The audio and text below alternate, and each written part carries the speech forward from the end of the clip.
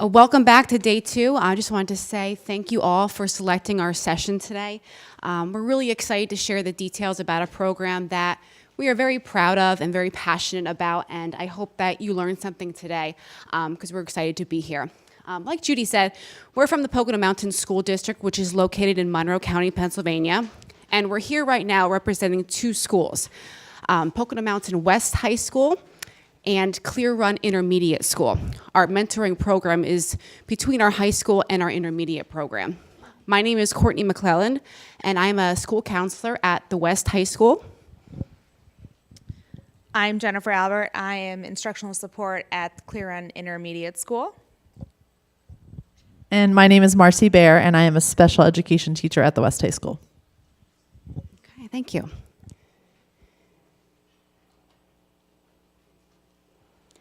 And we just wanted to give you first a little visual of our program itself. As you can see, it's very large.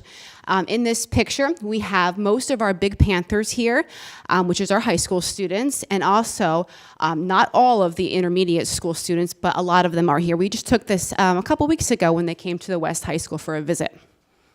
I wanted to start with this quote because I think it really represents the program well. Show me a successful individual and I'll show you someone who had real positive influences in his or her life. I don't care what you do for a living. If you do it well, I'm sure there was someone cheering you on or showing the way, a mentor. And these pictures on the sides are our Big Panthers and our Little Panthers and some of the bonds that have formed.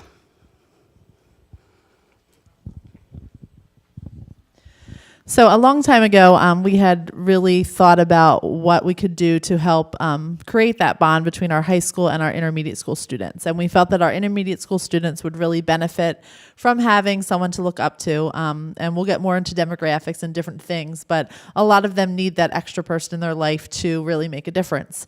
And we also knew it was going to help our high school students as well. So just a couple of reasons why mentoring guarantees young people that there's someone who cares about them. They don't feel alone.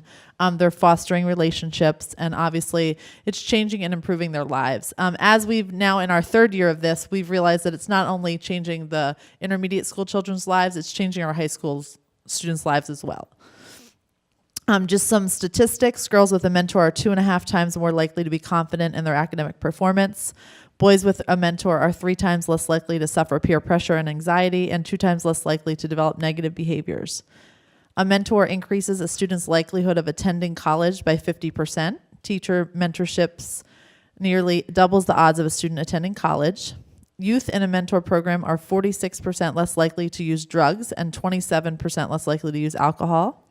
And students who meet regularly with their mentors are 52% less likely than their peers to skip a day of school and 37% less likely to skip a class. So our program, like I said, it originated 3 years ago, and we sat down and really thought about how we could form this bond between these 2 schools.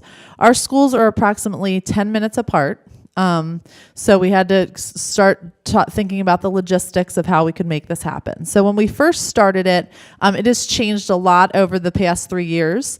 And that's due to things that have become difficult or different ways that we thought we could improve on the program. So we, at the high school level, what we did was we reached out to our coaches and our advisors and asked for students that they felt would benefit from this program, that would do a good job being a mentor.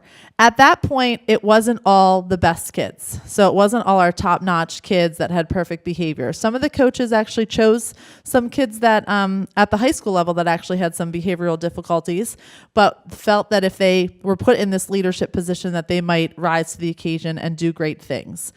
So that is how we chose from our side who was going to participate.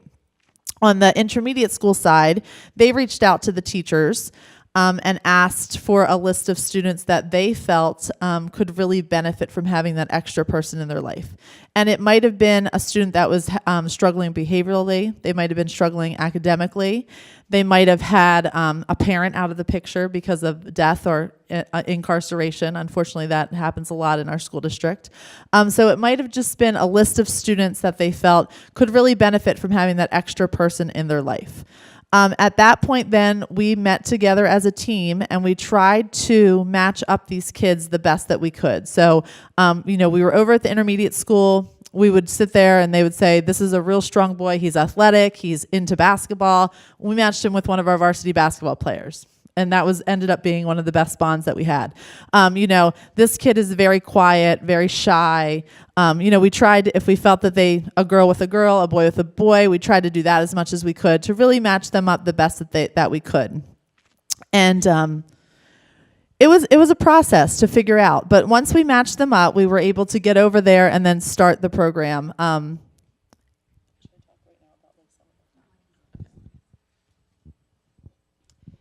Okay. Like Marcy explained, she explained a lot how we originally started the program. But after starting year 3, we went through a redesign already. And here's why. Originally, we paired Big Panthers with Little Panthers based on interest. Like Marcy was saying, little Johnny had a dad in jail and he's home by himself, only child, coming to school, withdrawn, loner, loves basketball. Why not pair him up with, one of our basketball players and form that bond? So we did that for quite some time, but we had a lot of obstacles with that. We'll go into the socioeconomic status of our buildings, but just to give you a little bit of an idea of what it's like, it's a very diverse population, 70% free reduced lunch, 25% special education, and it's very transient. So we have kids coming in and out all the time. So what does that mean? High absenteeism. So we'd have 75 Big Panthers coming to CRIS for a visit, 25 Little Panthers would be absent. So then we'd scramble for the first hour. Where do we put all these Big Panthers? We have to match them up with other little kids in the building with no warning. It became, very cumbersome. Also, on our end, we had Big Panthers that would be absent. They had to prepare for a test. They got sick. Me, I'm not coming from the elementary world. I didn't know how that was going to affect elementary students. Until we get there, Little Panthers come down to see their Big Panthers, and we have 10 absent. And it was just waterworks. They're crying. Oh my God, they don't love me. They're not here for me. And I didn't know. I'm from high school, so we didn't know that was coming. So to try to get these little ones refocused and get through their day was really difficult when one of our Big Panthers would be absent. So we said, how can we fix this? Well, so many Little Panthers felt left out. And in fact, we also had Little Panthers saying, to their teachers, they're like, Johnny gets in trouble a lot and he has a Big Panther. So if I get in trouble, will I get one? So we had a lot of that too, which was totally not the purpose of our program. So we thought, okay, let's redesign this. Let's make the Big Panthers classroom Panthers. So now they're working with the entire class and not just an individual student. So they get to see more students and not just the tier 2, tier 3 youngsters, but all the students. So even the students that normally had no behavioral problems, no academic problems, but were really having a rough week or somebody in their family died or a pet died, that teacher can then say to our Big Panthers, why don't you spend a little bit more time with this person today just because of something recent and traumatic that has happened. So that was kind of how we did our redesign, and it's been working out beautifully. Again, this is the demographics, as Courtney was stating before, the socioeconomic. On our building alone, we are at 77% economically disadvantaged.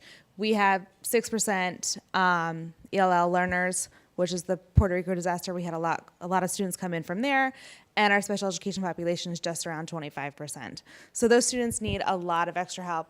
After the redesign, having the classroom Big Panthers come in, there's a lot of extra supports in the classroom. The students love to look forward. Now they're visiting once a month instead of having that one-to-one. It used to be when they were paired one-to-one, that student stayed with that Big Panther when they could, when they were there. Now that they're in the classroom, they're able to help and bring a few small students in.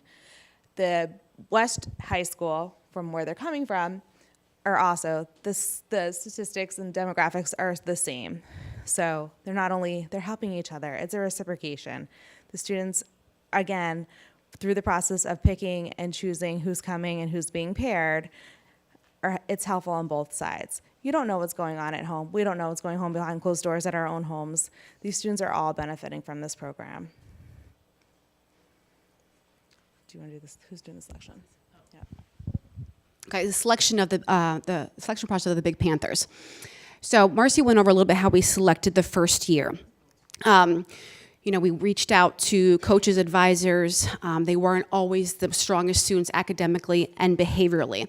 And I'll be honest, because we had that group of students that we felt were going to give them a chance, we also had some downfall with that. So, we'd have a Big Panther that would do an excellent job, but was getting in trouble at the West High School for whatever reason. Well, when you're a role model and you're a mentor, we simply couldn't have that. We couldn't have, this Big Panther getting in a verbal altercation at the West High School and they're representing us.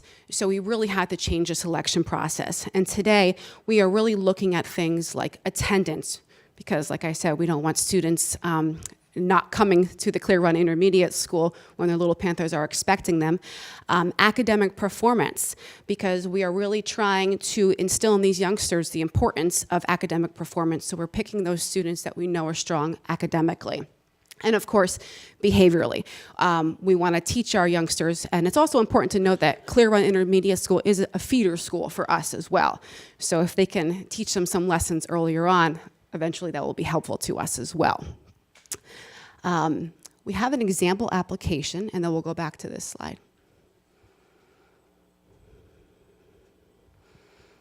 Okay, so here is the application that we have for the Big Panther, Little Panther program. You can scroll down here. Keep going, keep going, keep going. Okay, so number 2, it says, please check all that apply below. I have other extracurricular activities, I participate in a sport. We are looking at students that are involved, because we have seen that our high school students that are involved generally are doing better in those categories in academic performance and behavior issues. So we really want students that are involved that can also instill in their little Panther, hey, get involved in some clubs and activities, it's really worth it. However, we don't want them too involved. So if one of our Big Panthers turns in an application and they're involved in like 6 clubs and 2 sports, well, they could be missing a lot of school. And that's not the purpose of it either. So we don't want somebody to overextend themselves either. Please list any relevant experience you have relating to this program. So things that stand out to us: were you involved in any kind of youth groups, youth coaching, babysitting? Any kind of experience with youth is really what we're looking for. And then submit a 1-paragraph statement that explains why you're interested in being a Big Panther and how your membership will benefit the students of CRIS. We would get actually pages submitted to us. And just to give you an idea, we probably get well over 100 applicants a year. About that, right? That we have to go through, and we make a spreadsheet and we look up each student and we kind of rate them as well. Keep going down. And then we also ask for 2 teacher recommendation forms. So how they appear on paper may be lovely, but how are you in the classroom? And does your teacher feel that you would be a good mentor for our youth as well? So that's equally as important. So they rate them on responsibility, initiative, punctuality, integrity, and if you go down a little bit, leadership, academic success, budgeting of time, positive role model, and the ability to work with others. And that is all confidential. Those teacher recommendations come back to us directly and are not handed to the students. And we do have a lot of very honest teachers that say they're not quite there yet. Maybe in a year or 2 of maturity, they'd be ready for the program. So if we can go back to the slide again. And how we advertise, we really don't need a lot of advertising because we have so many students that participate in this program. It kind of markets itself. So at each Big Panther visit, they wear a T-shirt. So they wear that T-shirt all day. It says Big Panther, Little Panther. So people in the school know what it is. But we also have an activity fair in the beginning of the school year every year, in which club advisors set up in the cafeteria, and we can talk to interested students about the program. All of our Big Panthers go through a training. What we do is we meet as a very large group in the auditorium. We review expectations, some do's and don'ts. We review reporting of sensitive issues. This is a huge one. Almost every visit, we have a Big Panther coming back to us and saying, you know, these little kids, they want to tell them everything. So, you know, we've had abuse situations. We've had kids tell our Big Panthers about drug use in the house. So we have a lot of those issues. So we have to make sure they're well trained on how to report these issues back to us remaining confidential, so we could take the next appropriate steps. And we also have them, all of our Big Panthers go through a mini restorative practice training as well. We do a lot of restorative practice training, restorative practice sessions with our students at Clear Run Intermediate School, and they participate in that. So we really wanted to show them what restorative practice is all about. This is actually one of the slides from our training, so I thought this would be a good slide to show all of you. So when we're going around as advisors, we're going around to all the classrooms, and we're kind of spying on our Big Panthers and seeing, what they're doing and how they're engaging with our young students. So we always encourage our students, you must be circulating the room. We don't want any of our Big Panthers holding up the wall and doing nothing. So walking around the room, looking and observing what the students are doing, approaching the students in a welcoming manner, engaging in conversation, just saying, hello, how are you? Just making them feel important, showing interest in what they're doing. So a lot of the work they're doing is very simple, but if they drew a great picture, great. If they're really working hard on a math problem, acknowledge that. Listen to them. That's huge. A lot of these students just want somebody that will sit there and listen. Assist them with schoolwork. Do not give them the answers, but rather guide them to reaching their own conclusions. They're also helping the teacher. So the teacher has 30 students in a classroom working on an assignment. Our Big Panthers will go ahead and help along the way. Get to know them, ask fun, open-ended questions. A lot of the youngsters are very quiet, asking about their favorite food or favorite colors. Simple things like that really help engage in conversation. Be friendly, have a smile on, be energized. These kids look forward to this visit so much. They talk about it for weeks before the Big Panthers even come there. So to make that special entrance really means a lot. Supporting the teacher, asking the teacher right in the beginning of the class, what can I help with today? If they're not doing anything, can I help grade papers? Can I do something? Go ahead. So you said that you're a class. So how many Big Panthers come to one class? Great question. So most classrooms have about 2. It depends on how large the class is and maybe how needy. So our emotional support classrooms that may need some more assistance, we may put some additional Big Panthers in there as well. So I think it really depends, but most of them have 2. Good question.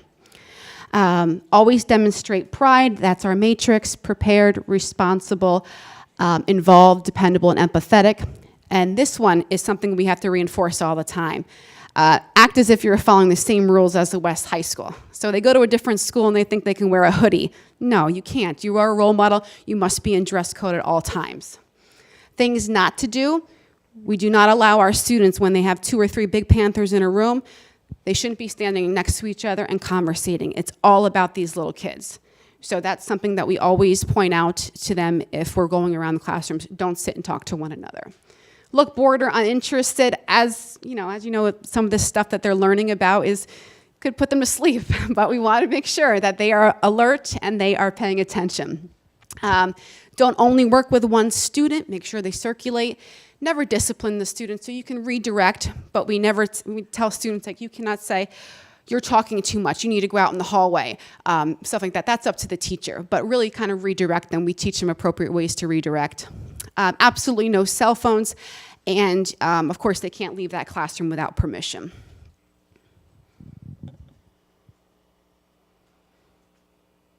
Did you go backwards? Go ahead. I just have a quick question. Oh, go ahead. Now, did you say,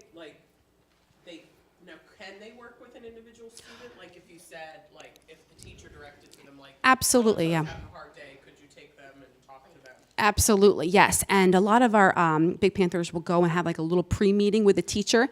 The teacher can kind of fill them in on, student issues, or maybe you could spend a little extra time with him. He's really having a rough week. So yes, absolutely. We just don't want them there the whole day with one student. Right. Mm-hmm. We always tell our students, you can join this program, but you have to be an effective mentor, not just a mentor. So we ask this, when we do the training, we really kind of go over what makes you effective as a mentor. You have to be supportive. You have to be an active listener. You have to push just enough. You have to lift expectation. You have to have an authentic interest. Even though they're littler than you, they can really tell if you're not really into this. They can figure things out. Foster self-decision making. Don't judge, don't impose your personal beliefs. So if a child tells you something, that's what they feel. You don't want to say, oh, no, you shouldn't feel that way. You have to use good judgment with that. And lend perspective. You have more life experience, so we really ask our Big Panthers to share that life experience that they've had growing up along the way, because it is more relatable. You have a question? Yes, typically they're once a month. They're there all day. Mm-hmm. Oh, okay. She asked if our Big Panthers are there at the intermediate school all day, and yes, they are there all day on the intermediate school schedule. Mm-hmm. She asked what grade is our intermediate school, and it's 3 through 6th. So how does that work in the high school when we see all their classes? It's a great question. And this is, she asked how this works in the high school because they're missing their classes. And this is part of the screening process. So we're looking for students and with the recommendations, and we're looking at their grades and attendance. So a lot of these students are academically sound, they rarely miss, and they have great teacher recommendations that show responsibility and initiative. So all the teachers get the dates in the beginning of the school year of our visits, so they can plan around that and plan ahead. They also get reminders through the Remind app. So starting 2 weeks before a visit, we remind the students again, hey, our visit's in 2 weeks. Make sure you speak with your teachers. Make sure you gather all your work that you'll be missing. Got another question?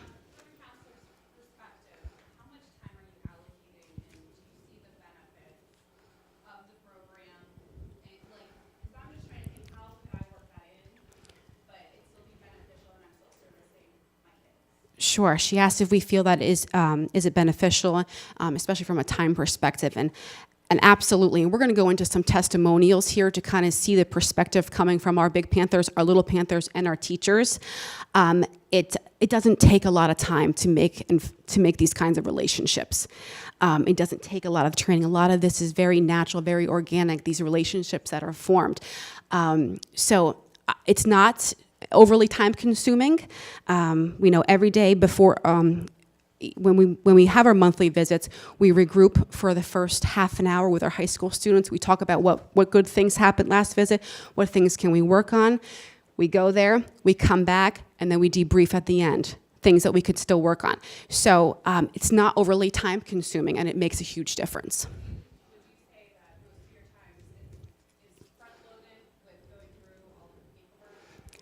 Yes, the application process is probably the longest. It takes probably 2 days to go through it all.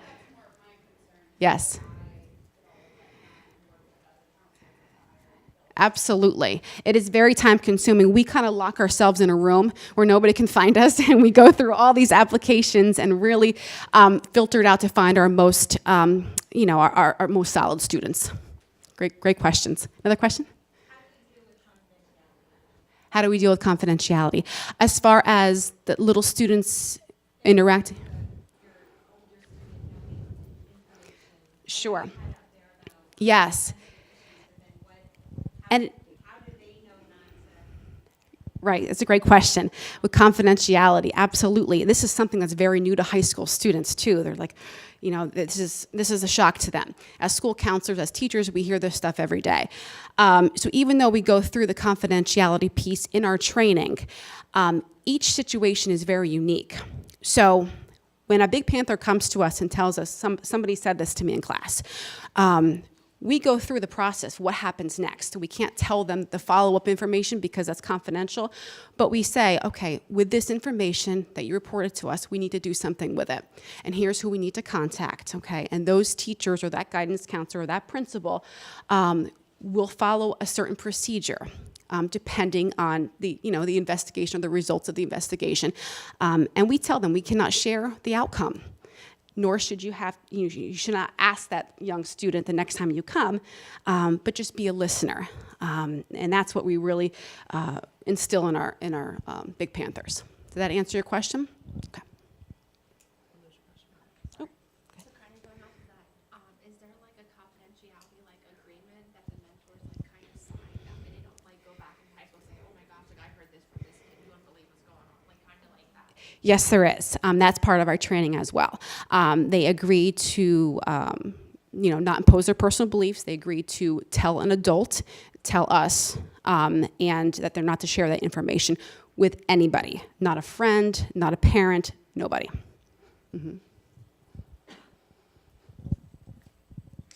Okay, so as the students come from the West High School, they arrive at our building for a typical day. As it has evolved over the years, the Panthers arrive. They will disperse into our classrooms. We have 3rd through 6th grade. Each grade level has between 12 and 14 classrooms, depending upon whether or not there's emotional support classrooms, or we also have partial and therapeutic support in our building. When they arrive, they will go to whatever classrooms we have. During that time, they will debrief with the teachers. I send an email previous to the day to ask any teacher. Sometimes there's testing going on, or there's a class activity to where they don't possibly want the Panther in the room that day. I will send an email to both Courtney and Marcy and say, where can we put them? Let's meet with them in the lobby, and we'll place them somewhere else. Sometimes that happens, sometimes it doesn't. The day goes on. Most teachers are more than willing to have them in the room because they want the help. The kids enjoy it from the moment they leave until the next visit. Our kids are always asking, when are they coming? Are they here this week? What's going on? When are they coming? Always. So when they get there, again, they'll go into the rooms. They will join related arts classes. They will be with them through lunch. They will go to recess, any part of their day. They are allowed to be with the kids for any activity that is happening and going on throughout the day. We see them. We walk around the entire building to make sure everything is going on. We make sure that if there is an issue, it can be taken care of and resolved as quickly as possible. Most times we don't even hear about it. They hear about it when they get back to the high school, which, sorry. But that's what usually happens. We also send out a survey at the end of the day, most days, to get feedback from our staff in our building to see how the day went, because it's good to problem solve and reflect on the day. That's how the program has evolved over the couple years, and figured out that the one-on-one, the absenteeism, and how overall everything has been going. So we have a few video clips of just what it looks like throughout the day. This is in one of our 5th grade classrooms. These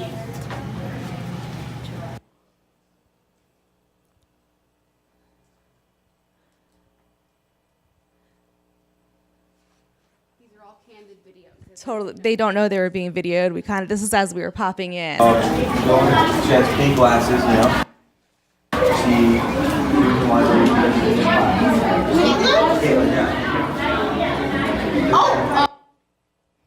They were resolving an issue in the hall. There was kind of a banter as they were walking to lunch. This is in the cafeteria, obviously. Just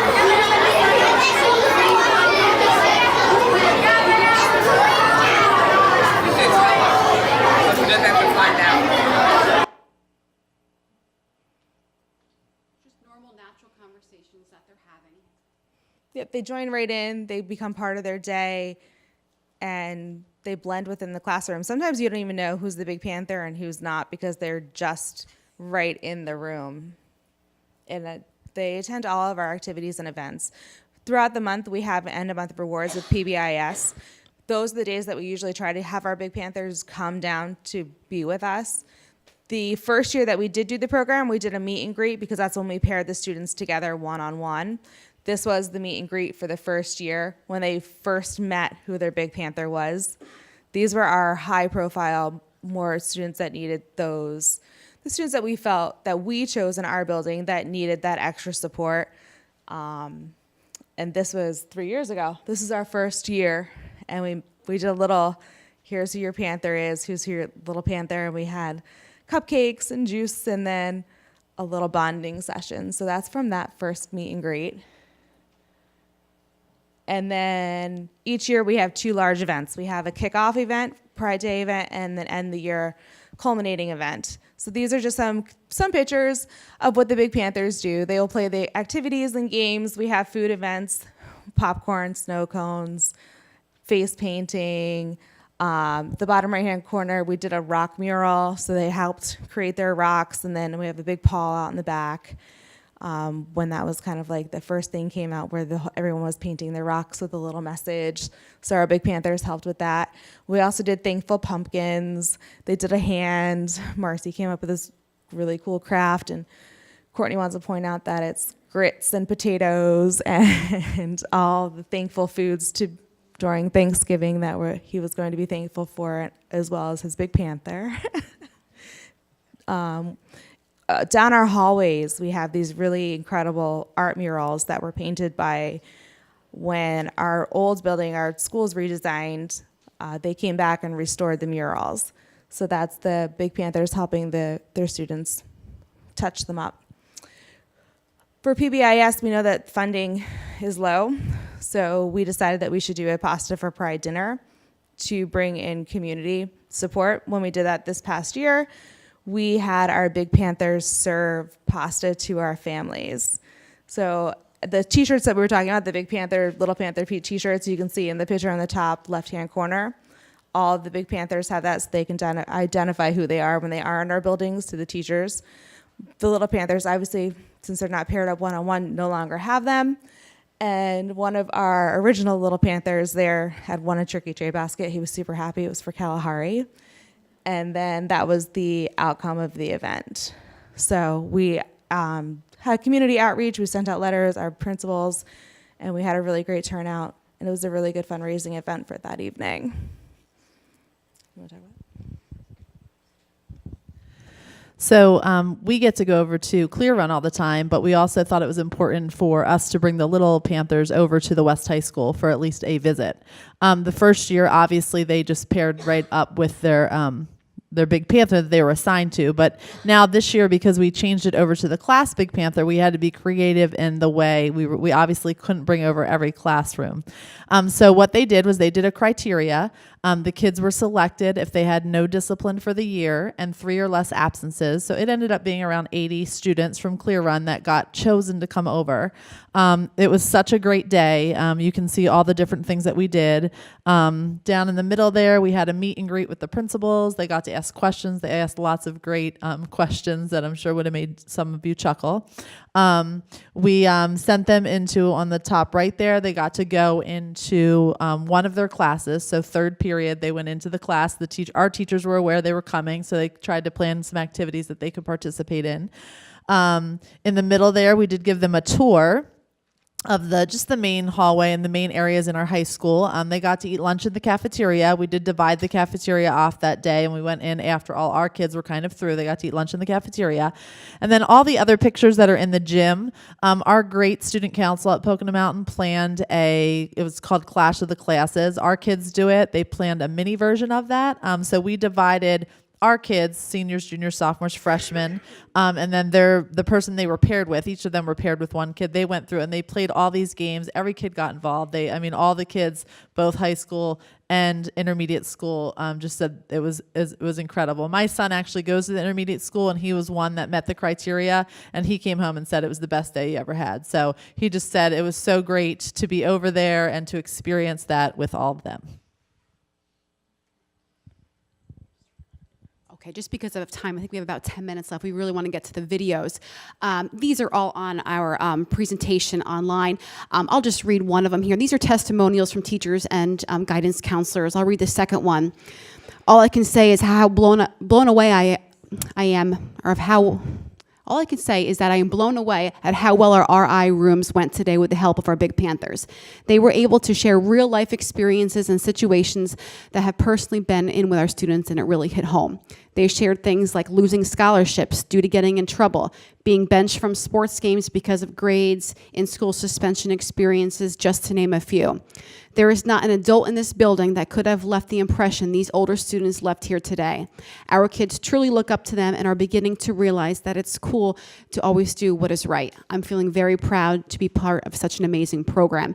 And that was from one of our guidance counselors at Clear Run Intermediate School. Okay. I have the one testimony that's up here. I'm not going to read it because I experienced it. One of our Big Panthers, name is Preston. He went home and told his mom about his little panther that he was paired up with that year, who didn't believe in Santa Claus because he had lost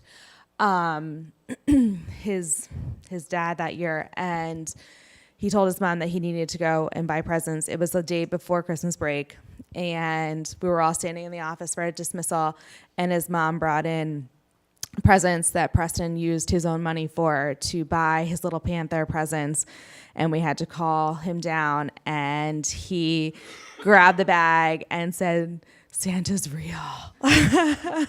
And it was it was an unbelievable experience that he brought that on for our little panther. Yeah.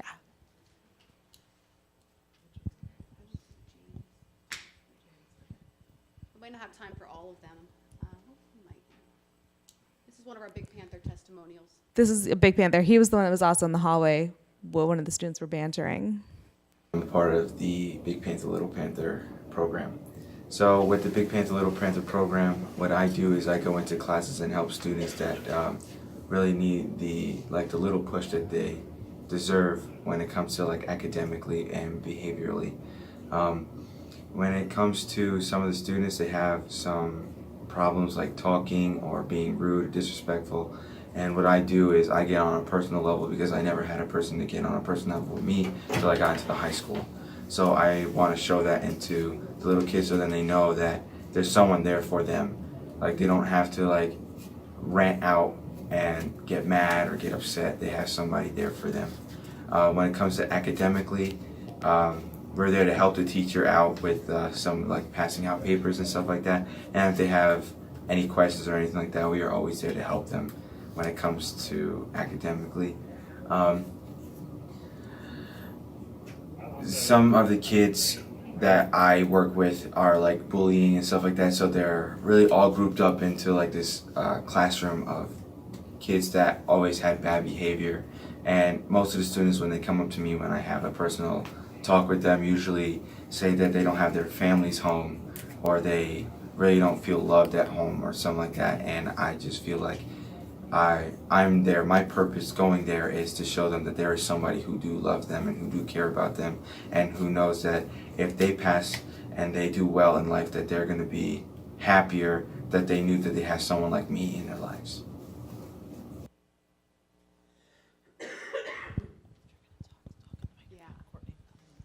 I don't think we'll have time for all of them. Maybe pick one more video here. We want to get to our Little Panther testimonials as well. Hi, I'm Shana Batista, and I'm a Big Panther. What I love about Big Panther is the fact that the kids always look forward to me coming in. Every time I walk in, it's like, "Oh, hey, Shanette, how are you?" And I always ask them, what are they doing? Have they been okay? I always make sure I get some type of one-on-one connection with each student to make sure that they know that I'm there for them with anything they need. I like the fact that they look up to me, basically, and I'm just a student. They teach me so much just from going, and I learn more from them than they do from me.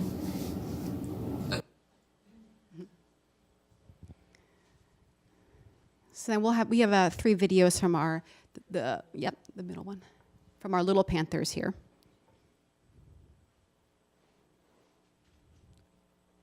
Hello, my name is Brianna Purvis, and what I like about having a Big Panther is she helps me with my homework because sometimes it's really hard, and she helps me with my reading because I'm not really good at that, and I love it. I'm glad that we have her for a whole class because now she gets to hang out with more kids, and sometimes she Mr. Kemmer gives her the chance to help the whole class. If they don't want Mr. Kemmer to help them, they ask my Big Panther to and stuff. And then it's really fun to have Big Panther. All right, and our last Little Panther video. First time I saw this, I got some tears in my eyes. Jeanette is his. My name is James, and I like Big Panthers because that they help me with problems that I can't solve on tests or quizzes, and they help me when I'm all alone and nobody wants to talk to me. I can talk to somebody, so I won't feel left out. And sometimes when I'm with a Big Panther, I can do like crafts and give her them because she's like my best friend. And sometime maybe we can do it again because I don't get to see her a lot. So that was, it wasn't rehearsed. We just pulled them from class and they did these. And then finally, we just have a couple testimonials from our Clear Run Intermediate School teachers. Yeah. Hi, I'm Angela Morrison. I teach 5th grade at Clear Run Intermediate School.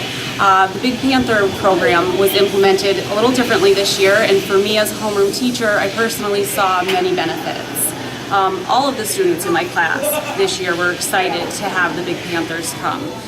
My students were motivated when they would join their classes. For example, they were motivated to write. They had their Panther interact with them in several ways, whether it was proofreading their work, responding to journal entries. All in all, the program went really well this year. With the program being implemented like this, I think it benefits everyone. Thank you. Perfect. And of course, the rest of the videos and testimonials are on that shared drive. Okay. All right, so I think we just want to leave a couple minutes for questions. Go ahead. When your Big Panthers come over, are they always going to the same classroom, or do they switch it up each time they come? So she asked, when our Big Panthers come to CRIS, are they always in the same classrooms?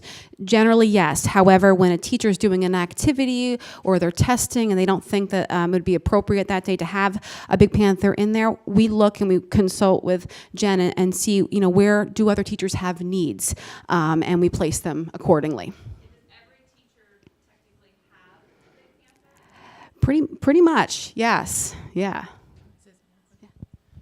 Over at Clear Run, they're teamed together, so like 2 teachers work together. So, and when we start, each team has four students of ours, so 2 go into each classroom, and they can decide if maybe one of the classrooms is doing a real intricate activity that day, and they could use all 4. Maybe all 4 go over to that side, and then they could switch. But they're specifically assigned to one classroom, 2 of them.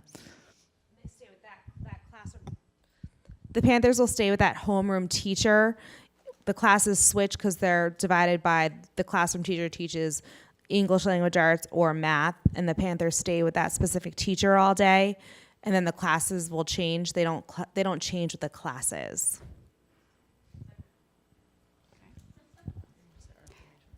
And our information, our emails are up there. Do we have any other questions? Go ahead. Have you had any teachers like totally opposed to it, saying they don't want to do it in either high school or the intermediate? Sure. She asked if there are any teachers that are totally opposed to it.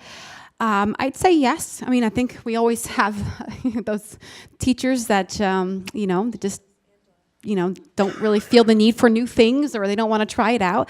So yes, yeah, we do, but not many. The majority of them love when they come because like the one teacher said, a lot of times they're more motivated. It's a benefit for the teachers to have them in the classroom. But yeah, we do have a couple that do not want any Big Panthers in the classroom. Mm-hmm. Even if they don't want them, is it kind of like, well, you still have to have them? Or if they don't want them, then you don't put them in that classroom? Sure. She asked, do we kind of force them in, even if they don't want them?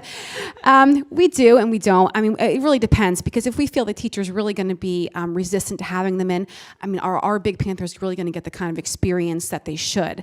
Or are they kind of going to feel isolated a little bit because they don't feel like they want to be there? So, we pick our battles. Another question? So the training that you give the Big Panthers, Mm-hmm. do you pull that from somewhere, or did you just create it? We kind of, we did a lot of research. We got a lot of things, from other people that have done mentoring programs as well as some research online. And then we actually interviewed Clear Run Intermediate School teachers too and said, what do you think would be beneficial for your classroom as our high school students are going in there? So we really got a lot of input and we really tweaked it over the years. And from a guidance counselor perspective, of course, I did a whole big part about confidentiality and the issues that can come up. And as teachers, they put in a lot of input themselves. Okay, are we done? All right. Well, we are out of time, but thank you, and we'll be sticking around if you have any other questions. Thank you.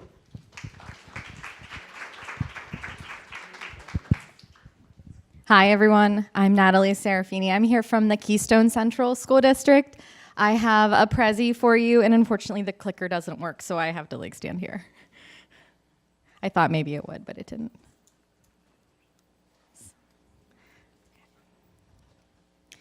So what I'm going to present today is a very different look at mentoring. And before I get started, I'm curious how many of you are at the elementary level that are in the room?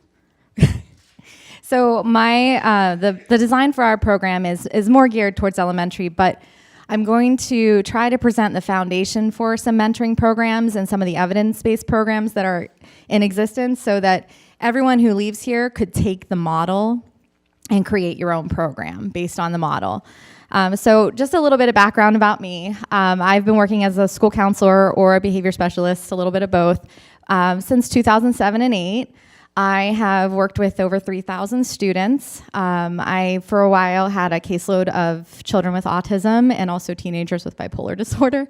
It was an interesting experience, but I learned so much about behaviors, behavior management, and that probably led to the foundation of when I was asked to be a coach 9 years ago for PBIS.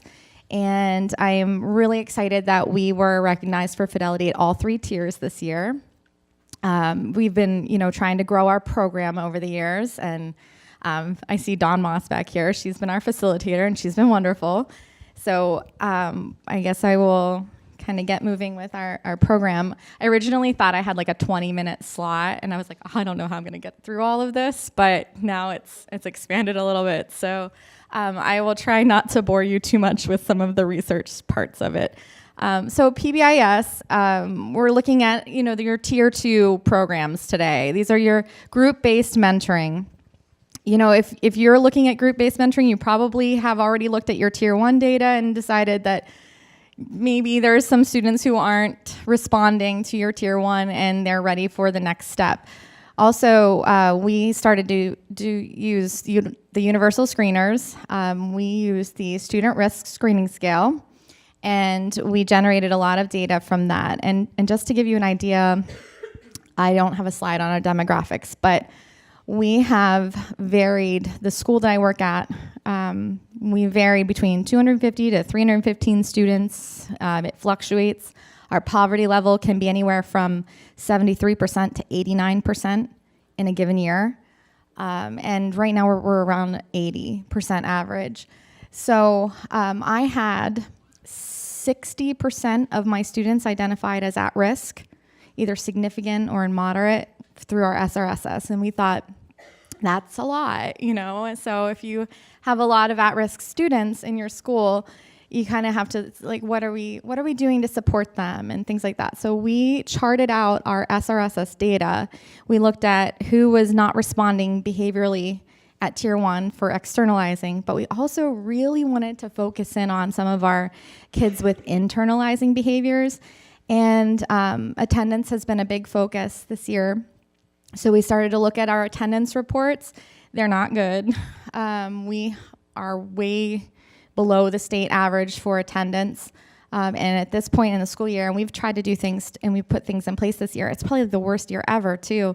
We're over 25% of our students have already missed their 10% of allotted days. So this year, we're not growing our attendance. We're hoping by putting this program into place, we've piloted some programs, but this is our pretty solid program. We're hoping that it will help next year. So we also sometimes take parent concerns into consideration with who is involved in our programs too. So if parents ask for more supports for their child, we'll obviously try to connect them with some kind of service. Okay.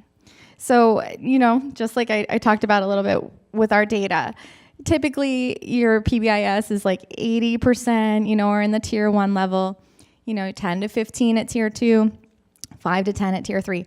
Ours is a little shifted. So we have like that 60% that could be considered in that tier 2 and 3 level. So the high SRSS scores meant that we needed to really look at what services we were offering and we kind of like doled them out a little bit.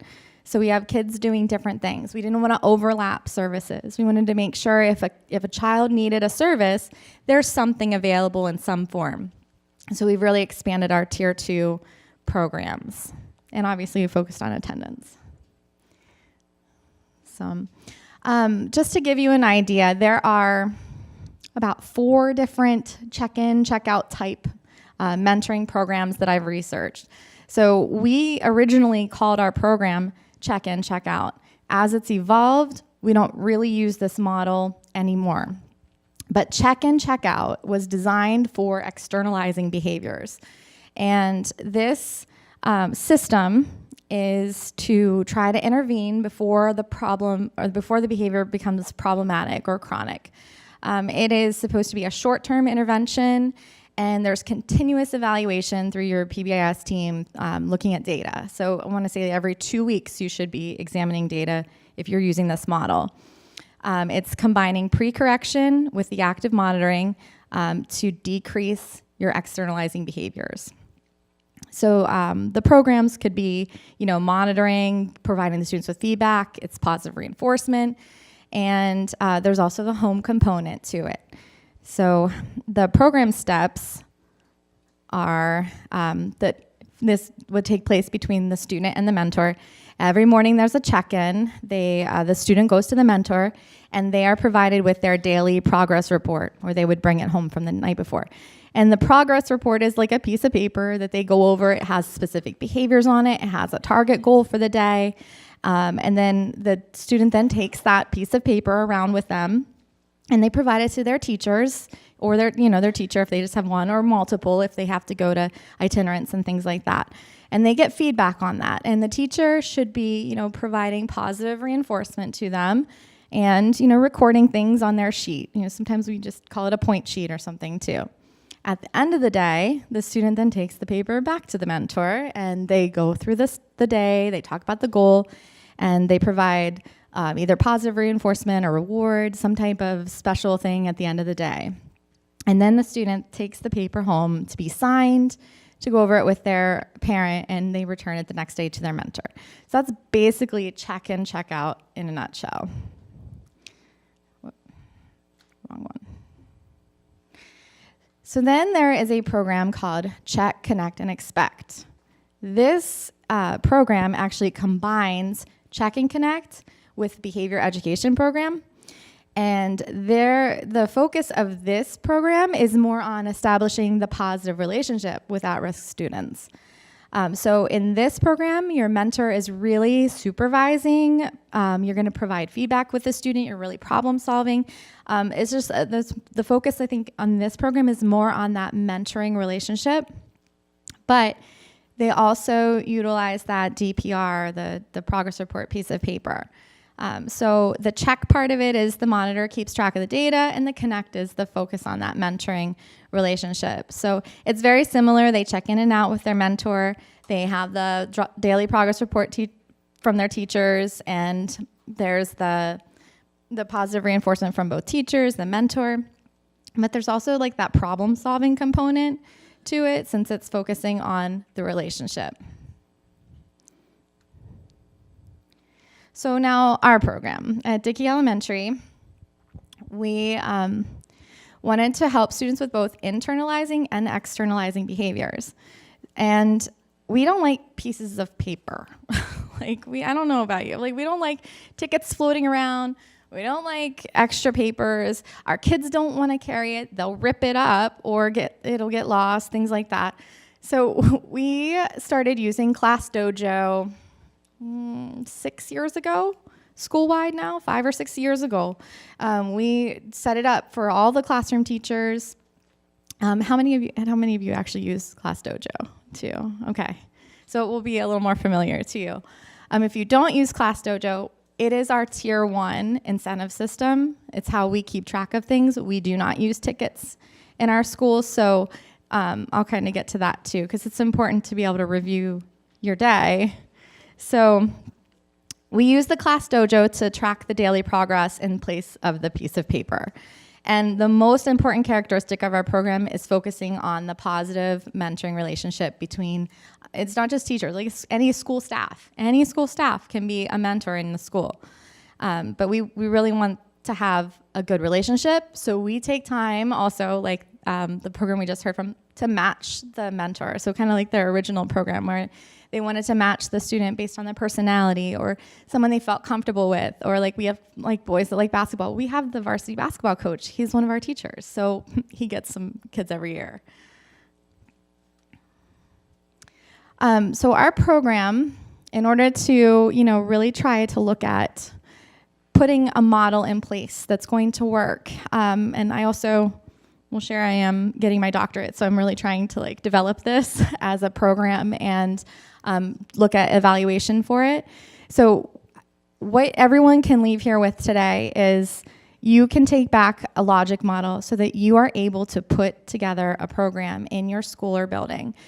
For this, a logic model is basically just a systematic way of thinking about things, in a visual way. So charting out your program planning, charting out your implementation, and also that evaluation component.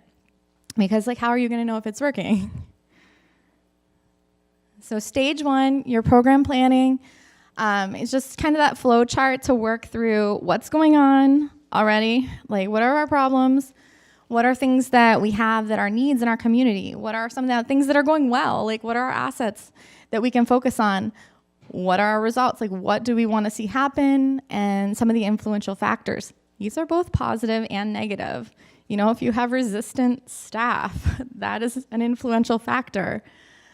Strategies and also assumptions. So I'm going to take a look a little bit more in depth at this, just so that you have an idea and can actually go back and plan.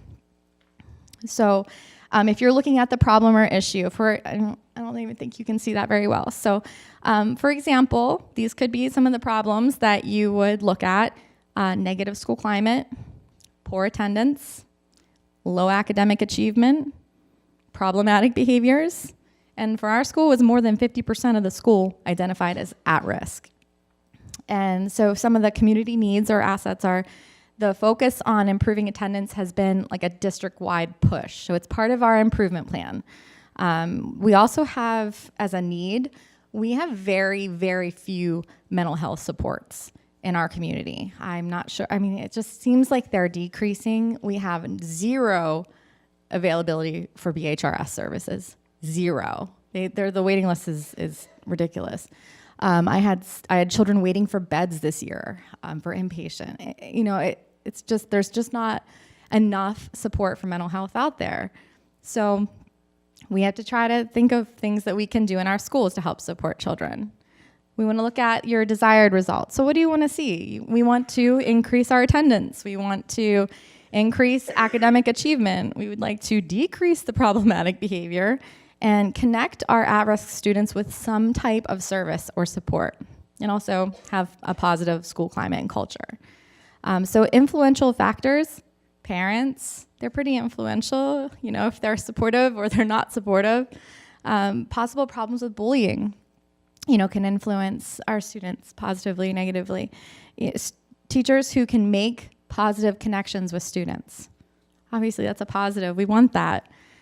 So some of the strategies would be, increasing those relationships and identifying students who need additional supports, and also evaluating that. And is it working? Like, are we moving forward? And utilizing like a team approach. So that's our strategy for it too. And our assumptions, obviously, for the program are that connecting students to services and supports is going to help them be more successful. We would like to assume that.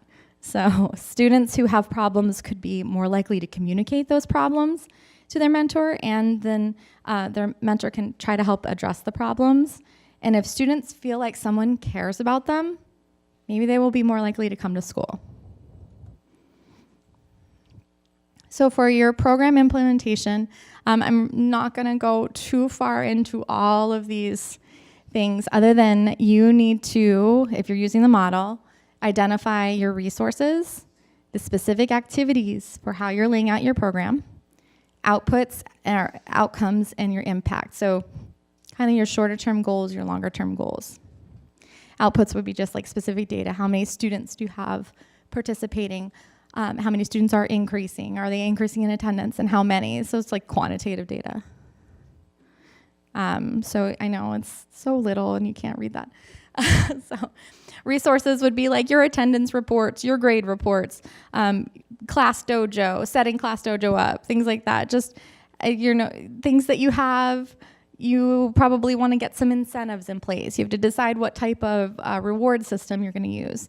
And I'll go into what we're doing too, so that you have an idea of some of the things you might need in advance. Activities, this is kind of where you establish your, what's going to be our process and what are the kids going to do. So they'll check in with their mentor. They'll check out with their mentor. The mentor will review specific things. The mentor will go back into Dojo and look at the daily reports. The mentor will input the daily goal into Class Dojo and things like that. So your outputs, your data, and the short and long-term outcomes, and obviously your impact is, you want to decrease problematic behavior, increase attendance, increase academics, and long-term, you want kids to care about school and want to come to school. So for the evaluation component, you need to do 3 main tasks. That's going to be identify your key focus areas. So what are you trying to do with your mentoring program? Are you looking at increasing attendance? Are you looking at decreasing behavior? Are you looking at kind of doing everything? So, there's different ways, obviously, to measure that. If we look at behaviors, sometimes we use ODRs to measure our impact on behavior. If you're looking at attendance, you use an attendance report to measure that.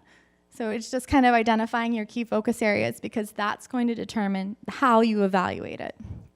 So, then you're determining your questions to ask, and you're going to include specific indicators for how the results would be measured.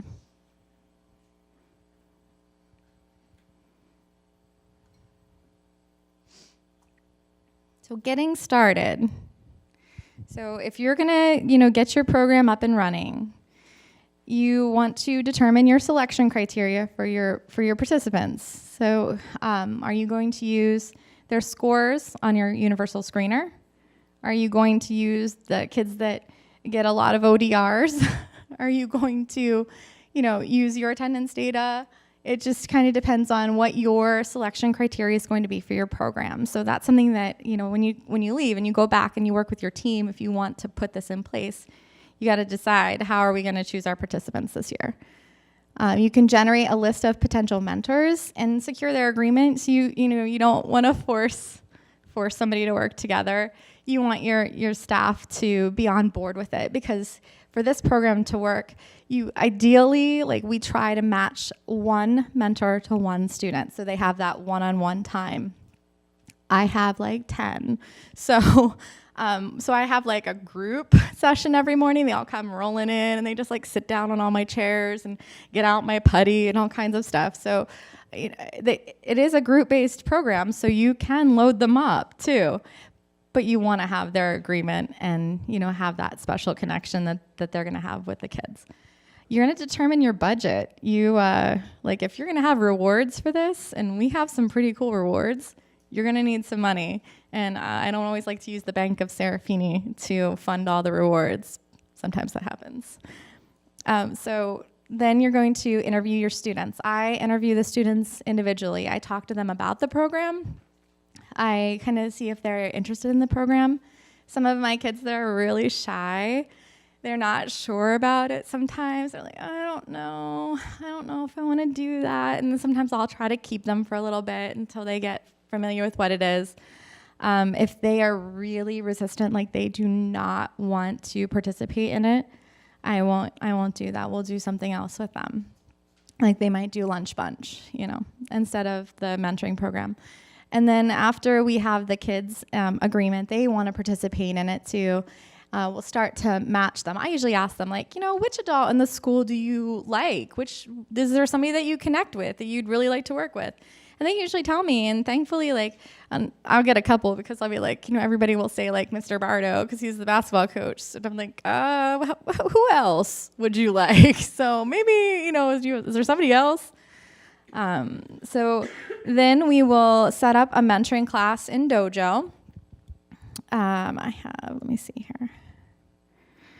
So this is my example mentoring class in Dojo right now. I have the whole school set up over here. If I go into them right now, they'll probably be getting points or having points taken, so I'm going to stay away from that.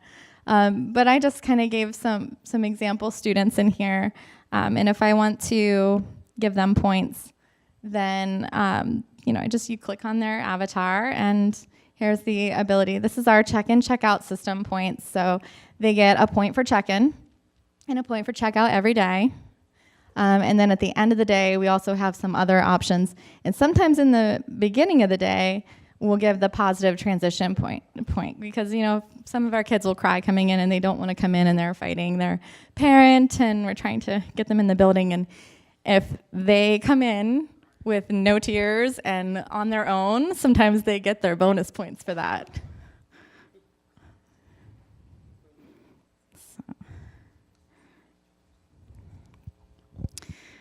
So we want to provide behavior feedback forms to teachers to collect baseline data. So you want to get some baseline data so that way you know if your program is working. So this also goes back to how are you measuring it? What are you looking at? So if you're measuring attendance, get the baseline data on what their attendance rate is prior to participating in the program. So you can say, yep, they are improving. And you want to have your reward system ready. Now when we piloted the program originally, we didn't really have a reward system for it. It was all about the relationship. It was completely focused on that. And then we tried a program where it was very reward based, and we used kids with externalizing behaviors, and they only wanted these external rewards, and it wasn't as focused on the relationship. It was like two completely different systems because we tried to go with that check-in, check-out model. And so then we kind of morphed them into this model, and now our kids, we don't introduce the rewards right away. They're gathering points. I'll go into that too. But we try to really focus on the relationship first before saying, oh yeah, and by the way, you can earn this stuff. So then make sure that once you interview everybody, you have everyone matched and you're ready to go, that the kids know when they're actually starting. Because you'll go through a week and you'll think that the child's meeting with their mentor, but neither of them know because I forgot to send that email. And then eventually we get them connected. So, all right, so what does check-in time look like? In my office, it's a little crazy because in the morning there could be anything happening, but the kids will kind of come in and I give them their check-in point on Class Dojo. And it's about trying to help them get that day started off with a positive. You want them to feel good about the start of their day. And so, I'm just trying to establish that positive relationship with them every day. I always ask them if they, slept the night before. That's usually good and that also tells me if some of my kids are going to have that kind of day. So I'll ask them if they have any concerns. We usually review the day before, their week before. If they're working on something specific, we'll try to go over that. And then we establish a daily goal. And the daily goal is important because I tell them all, if you don't establish a daily goal with me and you come to checkout, then you can't get your point for that. So it's all about building their capacity for self-awareness and for being able to set goals and priorities that matter to them too, not just me. I don't want them to care about things that I care about. They need to care about the things that are important to them that are going to help them be successful. And I usually ask them what's going to help you have a better day here today? What are things that are in your control that you can do to, make your day better? Sometimes, you don't like your teacher or you don't like math or you don't like those things that happen, but what could you do that's going to be helpful? We also use lots of fun things. I have positive affirmation cards. I have, just little questions and things I ask them. I put questions on popsicle sticks. The kids like the putty, but I usually tell them you're not allowed to touch that until checkout, because otherwise they'll try to stay with me all morning, playing with the putty. At checkout time, we review the data and the progress toward their goals. So this is a little more time consuming for me when they all try to come in at the same time. If you're doing one-on-one, it does not take that long. So for example, I'll go into Dojo here. Also, you can use Class Dojo on your phone, your iPad, your computer. If you're inputting the daily goal in the morning, the computer is the fastest. It would take me forever to put their goals in using my phone. So I'm up on options in the corner. If I go back into their classroom. So right now I'm in mentoring, but if I want to check how their day went in their classroom, I'm gonna go to options, and then I'm gonna go to view reports. And unfortunately, I don't really have a lot of data right now to show you because I'm not in a classroom, but I will find them over here, and we'll look at student 1, and I know it says this week, but I always click this today. Sometimes I look at the week. And I'll look at the day, and they want a green day. A green is good. Green is all positive. Our system does use red corrective behaviors. So if they get a red behavior, that's not good. But, sometimes their goal will be, I want an all green day. That's their personal goal. That means they're making positive choices. That means they're showing positive behaviors. So their goal is a green day. Some of the kids will say, I want to not talk to my friends too much during center time. That could be a goal. Sometimes it's I want to complete all my work. Sometimes it's I want to focus on my teacher and not whatever's going on outside the window. It just depends on, the student. And, if I ever go in, and sometimes when they have a substitute and the points aren't in there, that's a challenge, because I'm like, I can't review their data today because they have a sub. I'll just call the sub and ask them, But when I have a lot of students doing it, it makes it more challenging to do that when they're all in there. So if you're one-on-one, it's a little easier for a mentor to follow up on how the student's day went when they're one-on-one. So that's just an example of how I would go in and check their reports. Okay, so then we discuss the positives and the negatives of the day. And I always ask them, how could today be better? Like, what things could have gone a little differently? And they rate their day. So it's a 1, 2, or 3 point scale. It corresponds to points. I used to have kids tell me 3 points all the time, because they wanted 3 point days all the time. But it wasn't a 3 point day. It was like not even a 1, So, and if they're getting in trouble and getting ODRs, they might not even be getting a 1 from me that day. But I haven't had any. I don't think I've had any this year. Maybe one child on one day I did not give a point to. But other than that, they generally have 2 and 3 point days now. We're at a point in, our group currently is, we're getting ready to kind of end the school year, and they're doing pretty well, So the student and the mentor, they determine the progress, and then that can be a point too. And bonus points can be awarded sometimes, like if they had a great week, if they came every day that week, 5 days of school, you get bonus points, especially if you missed 57 already this year. Like that's a concern, right? So if you're coming every day, that's awesome.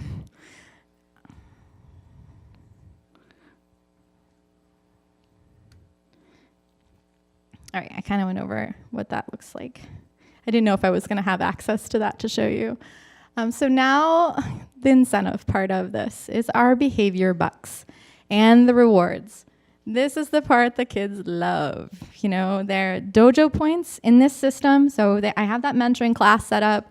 They get points in that class. They're a little different than the points that they get for their teacher. They don't go towards those tier 1 rewards every month. Their points in the mentoring class are behavior bucks. Every single point equals $1. So once per week, I try to transfer whatever the points are. I just kind of write them all down, and I put the little fake money in their pockets. And we call it the bank. And it's currently in a place where I have access to it.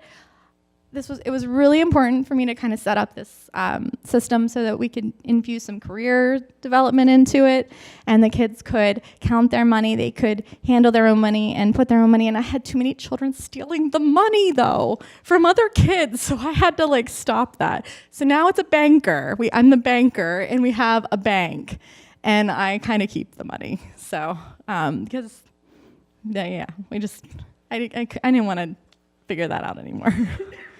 So students who are on Tier 3 plans, they can also utilize the bank. We have kids that we have to go over their behavior plans and things, and they can translate into behavior bucks as well. So it's a different system, but it kind of is the same incentive. The students then report to the banker to select your rewards. And you can set this up however often you want. I make them wait every 2 weeks to do it because it is crazy to do it every week. I don't have space for 25 children to fit in my office at the end of Friday or Thursday or whenever we do it. And I try to do it all at the same time so that it's fair. It's kind of like the store, and sometimes there's only so many of certain types of rewards. So what I did find was, this year, the students placed more value in the rewards where they got to spend time with their mentor. So I have lots of prizes. They didn't pick them. I have lots of really cool things I'll show you, but they didn't pick those. They wanted to have lunch with me or their mentor or get pizza at lunch. So they would save their behavior bucks up big time. Slime, really popular reward. So this is an example, and again, it's like so little, so you can't really see it. So the behavior bucks prize menu, I started with $5. Basically, every student has an opportunity to get $5 per day in the system that I designed. So if they get their check-in point, their checkout point, no, they have 6. They could get 6.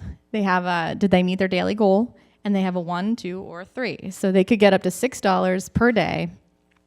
That adds up. If you thought about like real money, like $6 a day per student, like that's gonna add up. So for a while, like the Bank of Serafini was very, very poor trying to fund this program. So I've kind of adapted a little bit to figure out like how much is the right amount for the kids and how much they can earn. So the Dunkin' Donut at $35 for them was pretty expensive. They're like, a Dunkin' Donut costs $35? No, guys, a Dunkin' Donut's not. It's 35 behavior bucks, though. So we did spirit sticks for a while. We kind of phased those out. I have candy. I have a lot of candy in my office. Kids love that. Sometimes I just give that out for free, depending on your day. We also have the lunch bunch with a friend. So they get to pick any friend they want, and I tell them their friend cannot have had an ODR in the past 24 hours, or they're not picking them. So they're allowed to pick a friend, and they do a lunch bunch with their mentor. Sometimes they'll still want to do it with me, which I'm fine with, but it's typically with their mentor that they pick for that. And the milkshake or a smoothie or a McFlurry or something, I just delivered one of those last week, and I called his teacher first. I was like, how's his day going before I go get this from McDonald's, because that one's one that doesn't always get green days. She said, he's doing great. He's done all of his work. He did get chatty, and she said, and I looked at his data today, and he jumped, 9 points or something. Like, he moved from at risk to like a proficient level. And whenever she was looking at, and I was like, this is the perfect day to get him that. And I like took it in and I made a big deal. I was like, oh my gosh, I heard how well you did on this, like in front of all the other kids too. And they're like, oh my gosh, you got a milkshake? It was a really good one too. So fast food, sometimes they'll pick that, but they don't usually pick that either. But they like the $100 rewards. So $100 is the pizza party with a friend, it's the slime making session with a friend, or it's like an art and painting project. And also they get to bring a friend for that. So those are like my most popular rewards this year. And sometimes they'll save up their money for like the lunch bunch with 4 friends plus a treat. I usually make them brownies. And we also have some really like bigger prizes too. So I also have prizes that in the picture, like we like label the prizes with different amounts of money, and they can just buy the prizes too. So they don't have to buy time with somebody, they can buy a prize. They're just not as popular this year. So we use the fake money. Right now I'm using library pockets. You could use a pocket chart to do something like this, just to store their money. So it's pretty easy to set up. So then what? Now that we're doing this, what are your next steps? You have to kind of look at with your team. We look at the data and we think, are these kids ready to graduate from the program? Are we good? And to give you an idea, we have about 10% of our students participating in the program at any given time. We rotate them through. So if they graduate from our program, then we'll get a new student. So we generally have about 25 kids to 30 kids participating. Now, we also have a behavioral therapy program in our school. They have an additional 20 kids that do check-in, check-out. So sometimes we combine two, like if a child's earning behavior bucks with that program, but they want to come have lunch with me, they can use their behavior bucks on that. So we work together, and they're actually part of our Tier 2 team also. So I want to say have probably more like 20% of our school participating in check-in, check-out right now.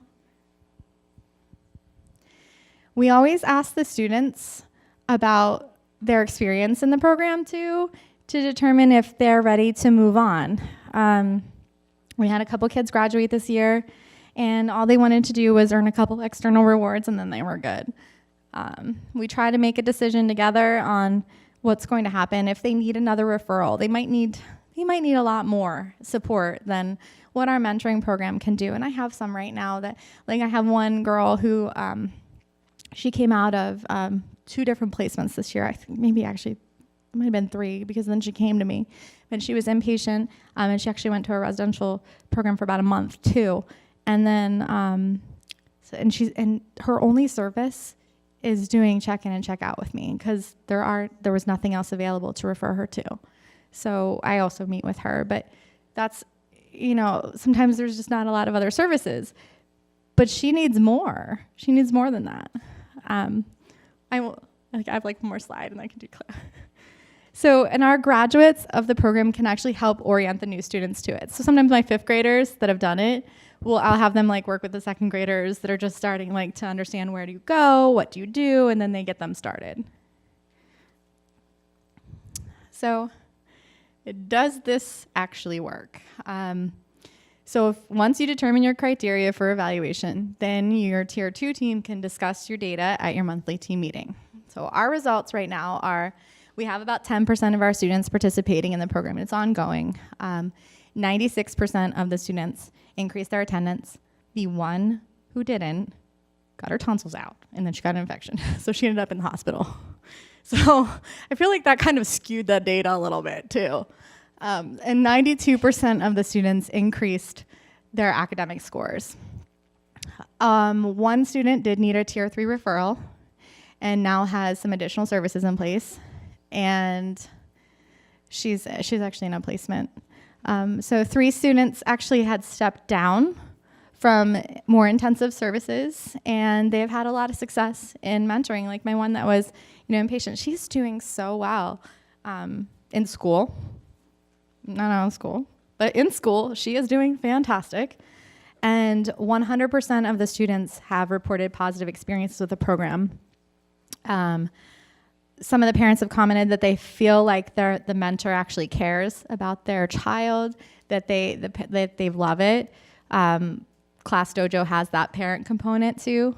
So if you're aware of it, you know that. If you're not aware of it, the parents are connected. Every single one of the parents that I have in check-in, check-out, or mentoring, they are connected. So they get the reports. They can see the reports. The students don't want it to end a lot of the time. Like we want them to graduate after a couple months and, extend the program to other kids who are in need. but they're like, no, please, no. I want to keep coming. So I think that's why I have a whole crew of children. And it's been a really positive experience for the kids. And I have some references on my slide too. And I think if you have Prezi, this program, the presentation is available for free on Prezi. So if not, you can create a free account. I thought it was kind of like Nearpod, where I could give you all a code and then you can log into it. I'm really sorry. When I designed it, I didn't know that I couldn't do that. I thought you were going to get a code.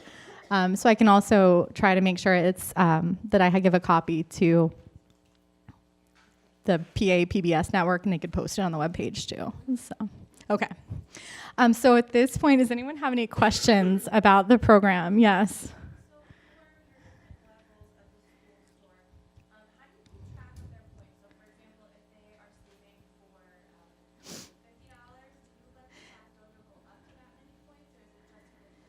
I cash them out and put them in the pockets.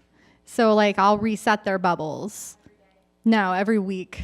About every week. Sometimes two. Like I just do it before they come so that the money is ready to go. Like when it's time to come like buy things, I want all the money to be in the pocket at that point.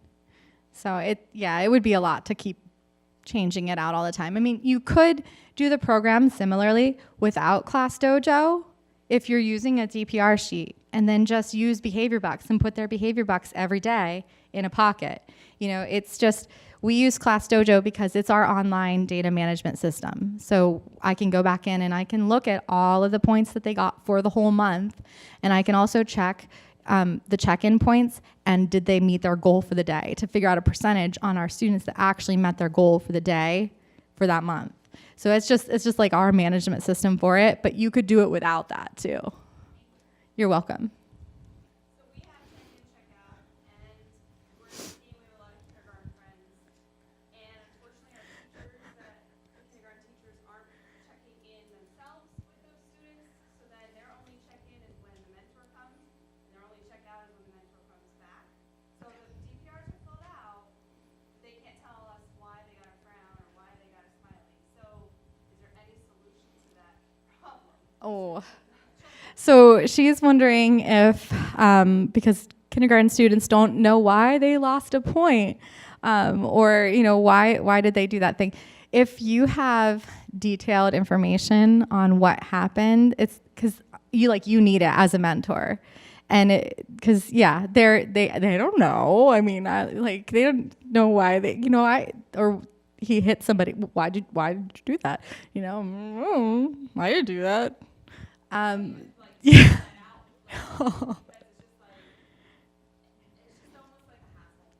Well, our kids that have the point sheets that we still have in place, that has a comment side to it, and that would, like if I'm going over a behavior plan for a kindergarten student, the teacher writes on it what happened. So then I can say, oh, this thing happened, and we talk about it that way.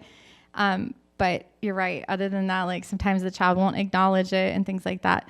So, we have to say, well, then tomorrow, like if these things happen, then I can't give you, your behavior bucks for that. So we typically, our kids, we don't usually use our mentoring program for kindergarten. Actually, we start in first grade. Yeah. I have one more. I can do one more. I think that was.